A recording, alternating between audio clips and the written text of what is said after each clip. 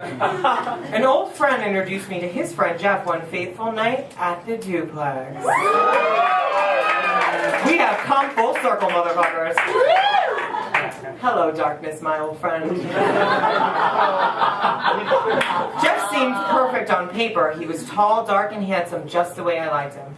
He had worked with my friend Mark in Chicago, the city, not the musical, the previous year musically directing a show. Jeff came highly recommended, and I could see why. Jeff and I ended up closing the bar that night. We were so busy talking and getting to know each other, time just got away from us. I guess I had about 3 too many cocktails when he asked me to come home with him. I told him that I had very strict policies on going home with guys. That is, I would not go home with a guy if I had to walk up more than 5 flights of stairs to get to his apartment. He told me he lived on the 6th floor walk-up. It was settled.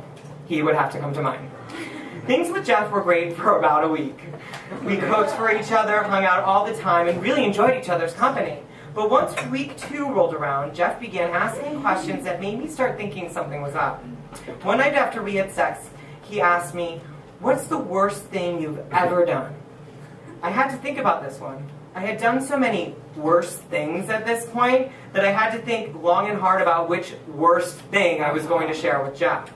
I don't know, I once stole a sweater from a department store, which was a total lie, unless by saying once, I meant 25,000 times. I had a brief addiction with stealing things that weren't mine a few years beforehand, but it had passed, and again, these fun facts about my past were better saved for a conversation in year 2 or 3 of a relationship.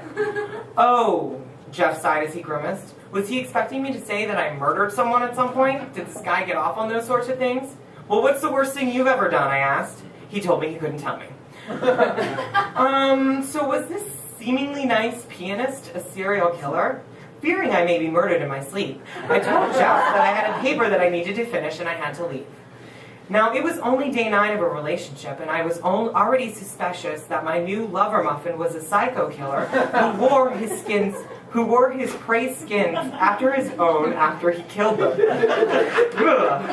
I, of course, must jump to the most ridiculous of conclusions. Later that night, Jeff called to explain. "Sorry I was so weird before," he said as I listened in on the phone. I think I was only half paying attention to him because there was a really good rerun of Melrose Place on. But here's what I remember. I asked you what the worst thing that you had ever done was because I've done something bad in my past. Now this is all filler, so I'm going to just cut to the shit. Fire in his apartment, tried to save his neighbor who was like 150 years old. She died. And he felt bad. Now I felt bad. What a hero Jeff was. What a shame he couldn't help that woman. I mean, it's really just filler. When you're writing a book, you have to paint a picture, but we just don't have time for that. Now I felt like a complete asshole. Not only had I stolen thousands of dollars worth of merchandise from a department store, I was also too lazy to walk up 6 flights of stairs to Jeff's apartment, let alone help a 150-pound geriatric out of a burning building. It's nothing to be ashamed of, I said. You did the best you could have done. You couldn't have prevented the inevitable. At this point in our conversation, my Tylenol PM was kicking in, so I had to go. I said goodnight and hung up. I have such a way of just being such a dick. When I got to Jeff's apartment the next night, it looked beautiful. There were candles lit and a fabulous dinner had been made.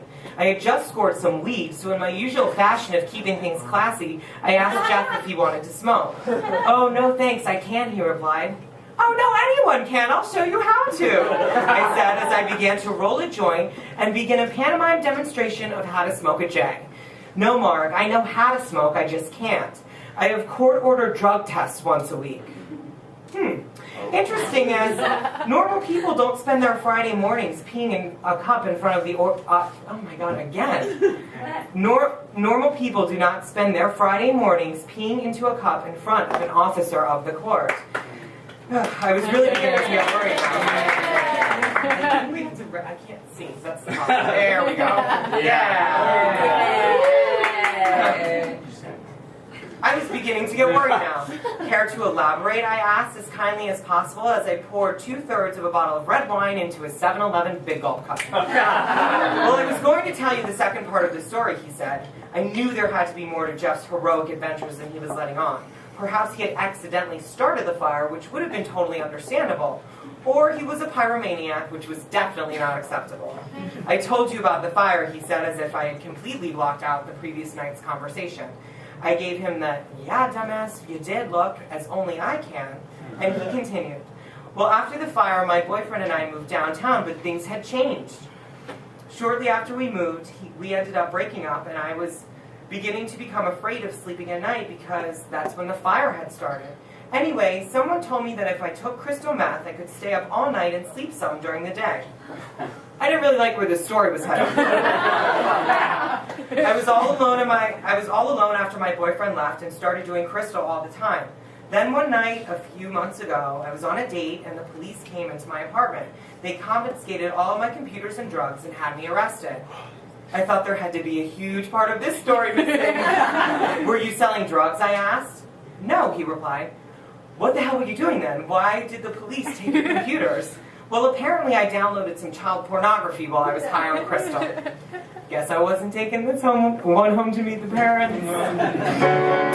This is the money shot. This is what you all came for.